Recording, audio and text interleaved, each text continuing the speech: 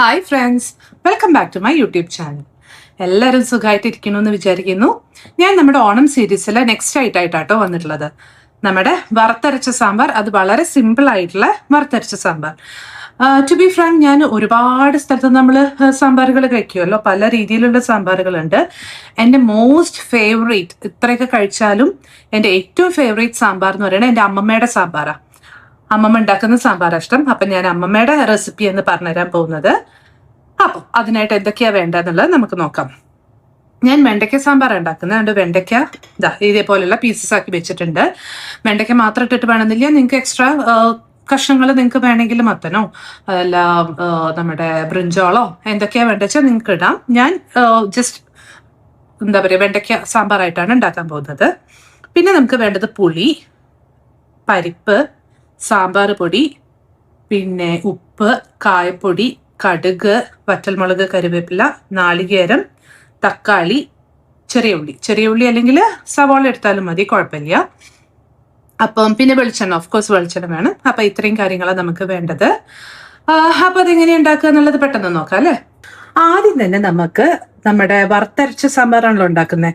അപ്പോൾ നാളികേരം വറുത്ത് വെക്കാം. എന്താന്ന് വെച്ചാൽ അത് ചൂടാറിയതിനു ശേഷമേ നമുക്കത് അരച്ചെടുക്കാൻ പറ്റും മിക്സിയിൽ വെച്ചിട്ട്. അപ്പം ആ നാളികേരം വറുക്കാനായിട്ട് നമുക്ക് കുറച്ച് വെളിച്ചെണ്ണ ചട്ടിയിൽ ഒഴിക്കാം. നന്നായിട്ട് ചൂടാവട്ടെ, എന്നിട്ട് അടുത്ത സ്റ്റെപ്പിലേക്ക് പോവാം.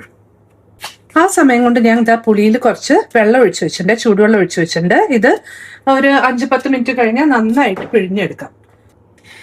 വെളിച്ചെണ്ണ അത്യാവശ്യം നന്നായി ചൂടായി വരുന്നുണ്ട്. ഈ സമയം നമുക്ക് കായപ്പൊടിയിൽ നിന്ന് മുഴുവനല്ല, കുറച്ച് കായപ്പൊടി ഈ എണ്ണയിലേക്ക് ആദ്യം ഇട്ട് കൊടുക്കാം.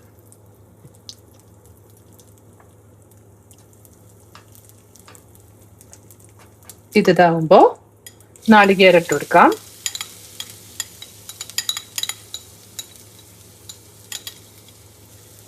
കൂട്ടത്തില് കുറച്ച് നല്ലോണം കരുവേപ്പിലയും കൂടെ ഇട്ട് കൊടുക്കും. എന്നിട്ട് നന്നായിട്ട് വറക്കാം കേട്ടോ. നല്ല ചുവക്കനെ വറക്കണം.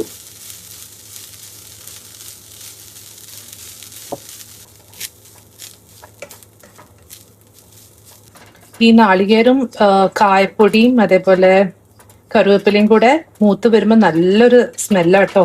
അപ്പൊ തന്നെ ആ ഒരു സാമ്പാറിന്റെ മണം വന്ന് തുടങ്ങിയിട്ടുണ്ട്. ഒന്നും കൂടെ നന്നായിട്ട് മൂക്കട്ടെ, നമുക്ക് ഇളക്കിക്കൊണ്ടിരിക്കാം. പിന്നെ അത് സിമ്മിലിട്ടിട്ട് വറുത്തോളൂ കേട്ടോ, മറ്റേത് പെട്ടെന്ന് കരിഞ്ഞു പോവും, എന്നാൽ ഉള്ളിലൊന്നും മൂക്കൂല്ല. ഒരുവിധം നന്നായിട്ട് മൂത്തിട്ടുണ്ട്. ഈ സമയം നമുക്ക് അടുപ്പ് ഓഫ് ചെയ്യാം കേട്ടോ. അടുപ്പ് ഓഫ് ചെയ്തിട്ട് നമുക്ക് ആവശ്യത്തിനുള്ള സാമ്പാർ പൊടി ഇട്ട് കൊടുക്കാം. സാമ്പാർ പൊടി ഇട്ട് കൊടുത്തിട്ട് നന്നായിട്ട് മിക്സ് ചെയ്യാം. ആ ചട്ടിയുടെ ചൂടിൽ തന്നെ കിടന്നിട്ട് അത് എന്താ പറയുക, അതിന്റെ പച്ചമണം മാറിക്കോളും.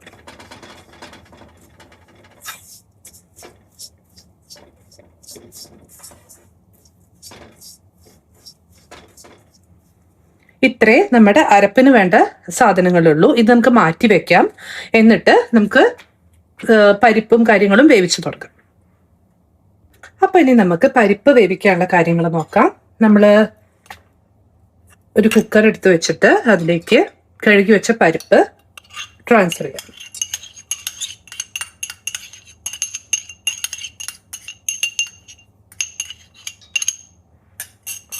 അതുപോലെ തന്നെ ഉള്ളിയും തക്കാളിയും. ഇനി നമുക്ക് ഇതിലേക്ക് ആവശ്യത്തിനുള്ള വെള്ളം ആഡ് ചെയ്ത് കൊടുക്കാം കേട്ടോ.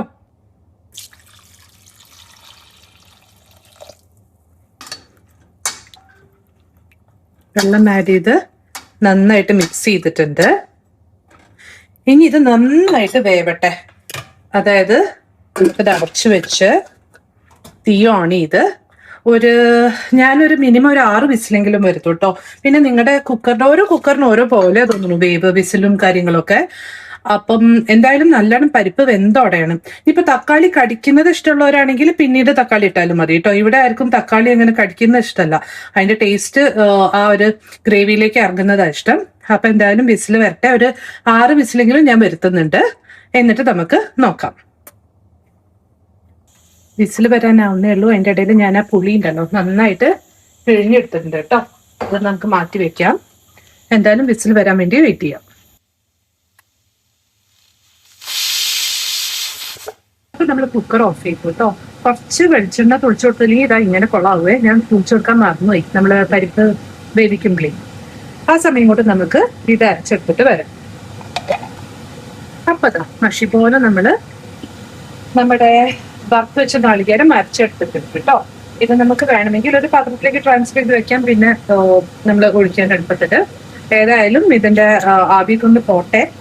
അതിനായിട്ട് നമുക്ക് വെയിറ്റ് ചെയ്യാം. ഓക്കെ. അപ്പൊ ഇതാ ഇതിലത്തെ ആവിയൊക്കെ പോയിട്ടുണ്ട്. നമുക്ക് തുറന്നു നോക്കാം കേട്ടോ.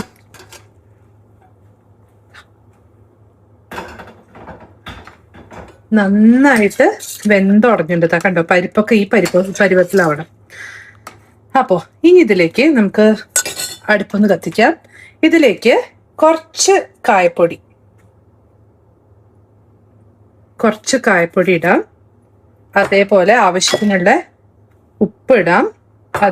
പിന്നെ വെണ്ടയ്ക്ക ചിലര് വാട്ടിയിട്ടിടുന്നത് കാണാം. വാട്ടിയിട്ടിടേണ്ട ആവശ്യമൊന്നുമില്ല കേട്ടോ. എന്നിട്ട് നന്നായിട്ട് മിക്സ് ചെയ്യാം. ഞാൻ നമ്മുടെ വെണ്ടയ്ക്ക അതിൽ കടന്ന് വേവട്ടെ. വെണ്ടയ്ക്കൊക്കെ നല്ല വേവ് കുറവാണ്, അതുകൊണ്ട് തന്നെ പെട്ടെന്ന് വെന്തോളും. അപ്പോൾ എന്തായാലും നല്ലോണം തിളച്ച് വേവട്ടെ. നമുക്ക് അതിനായിട്ട് വെയിറ്റ് ചെയ്യാം. ഞാൻ പറഞ്ഞിരുന്നില്ലേ, തക്കാളി കുറച്ച് കടിച്ച് കഴിക്കുന്നതാണ് ഇഷ്ടമുള്ളത് വെച്ചാൽ നിങ്ങൾക്ക് ഈ നമ്മുടെ വെണ്ടയ്ക്ക ഇടുന്ന കൂട്ടത്തിൽ തക്കാളി ഇട്ടാൽ മതി കേട്ടോ. അപ്പം ആവശ്യത്തിനുള്ള വേവ് ആവും ചെയ്യും. നിങ്ങൾക്കൊന്ന് എന്നുവെച്ചാൽ ഒന്ന് ഉടച്ചു കൂട്ടാനുള്ള കിട്ടും ചെയ്യും. നമുക്കൊന്നും അങ്ങനെ തക്കാളി കടിക്കുന്നത് ഇഷ്ടമല്ല, അതുകൊണ്ടാണ് ഇങ്ങനെ ആക്കിയത്. കണ്ടോ, തക്കാളിയൊക്കെ നന്നായിട്ട് വെന്തുടഞ്ഞിട്ടുണ്ട്. ആ പരിപ്പിലേക്ക് അതിന്റെ ടേസ്റ്റ് മുഴുവൻ എത്തും. ഞാനിപ്പോൾ ചെയ്ത പോലെ ആക്കുകയാണെങ്കിൽ. ഓക്കെ. അപ്പൊ എന്തായാലും ഒന്നും കൂടെ വേവട്ടെ. വെന്ത് തുടങ്ങിയിട്ടുണ്ട്, ഒന്നും കൂടെ വേവട്ടെ കേട്ടോ. നമുക്ക് കുറച്ച് വെള്ളം തിളപ്പിക്കാൻ വെക്കാം കേട്ടോ. ആവശ്യമെങ്കിൽ ഒഴിക്കാൻ മാത്രം. കാരണം നമ്മൾ ഈ പുളിവെള്ളം ഒഴിക്കുന്നുണ്ട് ഇനി, അപ്പൊക്കെ വെള്ളം കൂടും.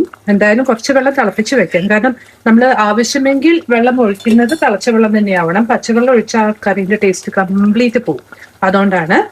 അപ്പോൾ ഏതായാലും ഇത് വെന്ത് തുടങ്ങിയിട്ടുണ്ട്. ഒരു 2 മിനിറ്റും കൂടെ കഴിഞ്ഞാൽ നമുക്ക് പുളിവെള്ളം ഒഴിച്ചു കൊടുക്കാം. അപ്പൊ അതാ നമ്മുടെ വെണ്ടയ്ക്കൊക്കെ നന്നായിട്ട് വെന്തിട്ടുണ്ട്. ഈ സമയത്ത് നമുക്ക് പുളിവെള്ളം അങ്ങോട്ട് ഒഴിച്ചു കൊടുക്കാം. പുളിവെള്ളം ഒഴിച്ചിട്ട് നന്നായിട്ട് മിക്സ് ചെയ്യാം. നന്നായിട്ടത് വെട്ടി തിളക്കട്ടെ കേട്ടോ. അതിനായിട്ട് വെയിറ്റ് ചെയ്യാം. കണ്ടോ, ഇപ്പൊ തന്നെ അത്യാവശ്യം വെള്ളം ആയിട്ടുണ്ട്. ഇനി നമ്മൾ വറവൊഴിക്കുമ്പം അതിലും കുറച്ച് വെള്ളം നമുക്ക് ആഡ് ചെയ്യേണ്ടി വരുമല്ലോ. പക്ഷെ ഞാൻ പറയുന്നത് ഒരു സേഫ്റ്റിക്ക് വേണ്ടിയിട്ട് കുറച്ച് വെള്ളം തിളപ്പിച്ച് വെക്കുന്നത് നല്ലതാണ്. പിന്നീട് നമുക്ക് വേണം തോന്നിയാലും ഒഴിക്കാമല്ലോ. കാരണം ഇത് കുറുകും ഇരുന്നിട്ടൊന്ന്. അപ്പം അതിനനുസരിച്ച് നമ്മൾ വെള്ളം ആദ്യം ഒഴിച്ചു കൊടുക്കുന്നത് നല്ലത്. എന്തായാലും ഇത് വെട്ടി തിളക്കട്ടെ. നമുക്ക് വെയിറ്റ് ചെയ്യാം.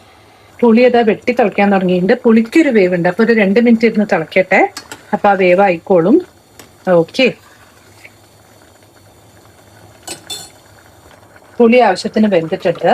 ഈ സ്റ്റേജിൽ നമ്മൾ അരച്ചു വെച്ചില്ലേ നാളികേരം, അതങ്ങോട്ട് ഒഴിച്ചു. കുറച്ച് നമ്മുടെ തിളപ്പിച്ച വെള്ളം ഇതിലേക്ക് ആഡ് ചെയ്തിട്ട് കഴുകി അങ്ങ് ഒഴിച്ചു കൊടുക്കാം കേട്ടോ.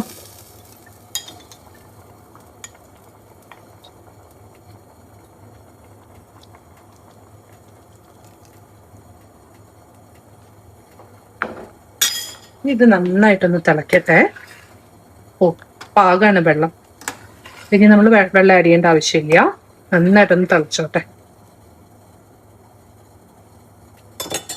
അപ്പൊ അതാ നന്നായിട്ട് വെട്ടി തിളച്ചിട്ടുണ്ട്. ഈ സമയത്ത് നമുക്ക് തീ ഓഫ് ചെയ്തിട്ട് കുറച്ച് നല്ലോണം നമ്മുടെ കറിവേപ്പില ഇട്ട് കൊടുക്കാം. എന്നിട്ട് മല്ലിച്ചപ്പ് വേണം എന്നുള്ളവർക്ക് ഈ സ്റ്റേജിൽ മല്ലിച്ചപ്പും കൂടെ ഇട്ടിട്ട് മാറ്റി വെക്കാം. ഇനി നമുക്ക് വറവിനുള്ളത് നോക്കാം. വറവിടാനായിട്ട് നമ്മളൊരു ചട്ടി വെച്ചിട്ടുണ്ട്. അതിലേക്ക് ആവശ്യത്തിനുള്ള വെളിച്ചെണ്ണ ഒന്ന് ഒഴിച്ചു കൊടുക്കാം.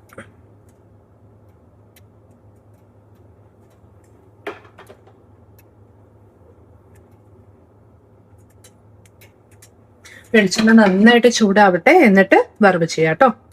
കടുക് നന്നായി ചൂടായിട്ടുണ്ട്. ഈ സമയത്ത് നമുക്ക് വെളിച്ചെണ്ണ നന്നായി ചൂടായിട്ടുണ്ട്. ആ സമയത്ത് നമുക്ക് കടുക് ഇട്ടെടുക്കാം.